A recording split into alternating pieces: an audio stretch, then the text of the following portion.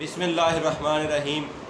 ناظرین محترم، اللہ سبحانہ و تعالیٰ سے دعا ہے کہ اللہ سبحانہ و تعالیٰ صدقہ محمد وآل محمد صلی اللہ علیہ وآلہ وسلم جو لوگ بیمار ہیں اللہ سب کو تندرستی سے عطا فرمائے۔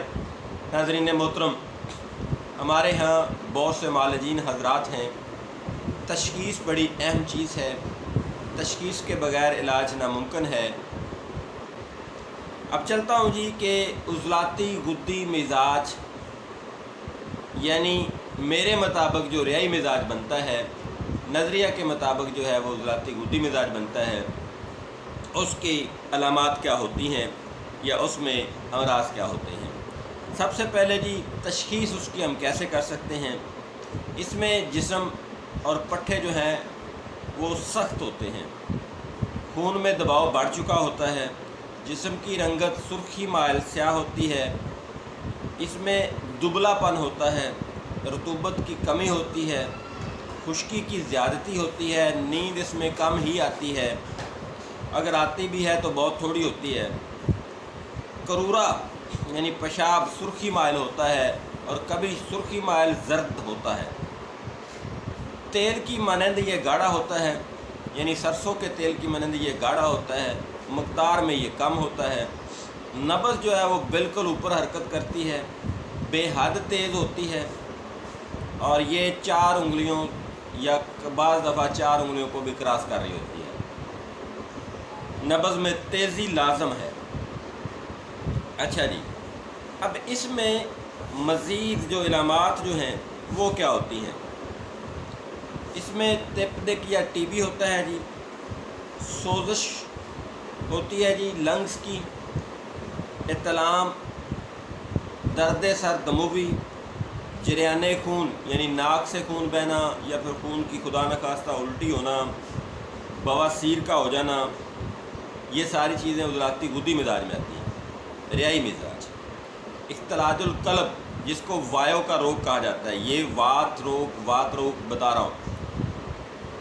نکرسی دردیں، خون میں تیزابیت کی زیادتی، گردوں میں یورک ایسڈ کی زیادتی، نچلے دھڑ کا فالج ہونا، نیند کا نہ آنا، آنکھوں کا اندر کی طرف دھنس جانا، کانوں میں آوازیں آنا، کان سے خون بہنا، بند نزلہ لیکن نکسیر آنا، لبوں کا خشک ہو کر پھٹ جانا، زبان کی خشکی، زبان کا کینسر، منہ کا پکنا، آواز کا بیٹھ جانا، عضلاتی دمہ، سینے کی خشکی، فشار و دم قوی یعنی بلڈ پریشر کا بڑھ جانا، پستانوں کا سکڑ جانا، دائیں پستان پہ ورم ہونا، مسلسل قے کا ہونا، اپینڈسائٹس کا ہو جانا، جگر کا پتھرا جانا،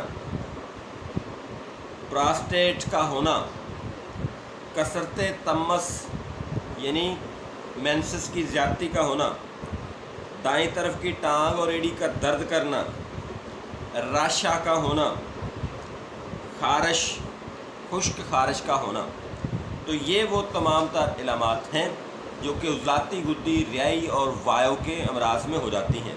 ان کے علاج کے لیے ہم کیا کرتے ہیں۔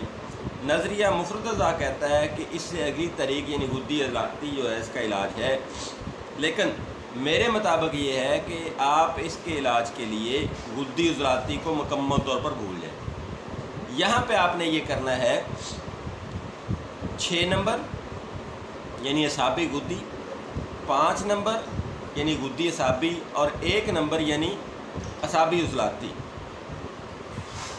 آپ نے کمبینیشن یہ بنانا ہے کہ 6 نمبر آپ نے رکھنی ہے جی 3 حصے، 5 نمبر 2 حصہ اور 1 نمبر 1 حصہ آپ نے رکھنی ہے۔ یعنی جو بھی دوائی آپ کے پاس 6 نمبر ہے وہ اگر آپ نے 3 گرام لی ہے تو 2 گرام اس میں 5 نمبر دوائیاں شامل کریں اور 1 گرام اس میں 1 نمبر دوائی شامل کریں۔ اب وہاں پہ 2 چیزیں ضروری ہیں، ایک رطوبت ہونا ضروری ہے، دوسرا حرارت کا رہنا بھی ضروری ہے۔ تو جب آپ 3 حصے 6 نمبر دوائی کو شامل کریں تو رطوبات بہترین آئے گی، اور 1 نمبر کو اس لیے شامل کرنا ہے کہ کچھ رطوبات خارج بھی ہونی چاہیے، زیادہ جمع نہیں ہونی چاہیے۔ اور 5 نمبر کو اس لیے شامل کرنا ہے کہ حرارت بھی ہمیں ملنی چاہیے. ٹھیک ہے جی. تو یہ اس کا علاج میرے مطابق ہے. میں یہ نہیں کہتا کہ نظریہ مفرد اعضاء کے مطابق ہے, یہ میرے تجربے کے مطابق ہے. نظریہ مفرد اعضاء کے مطابق اس کا علاج 4 نمبر ہے. مجھے اپنی دعاؤں میں یاد رکھیں. فی امان اللہ. اللہ حافظ. السلام علیکم.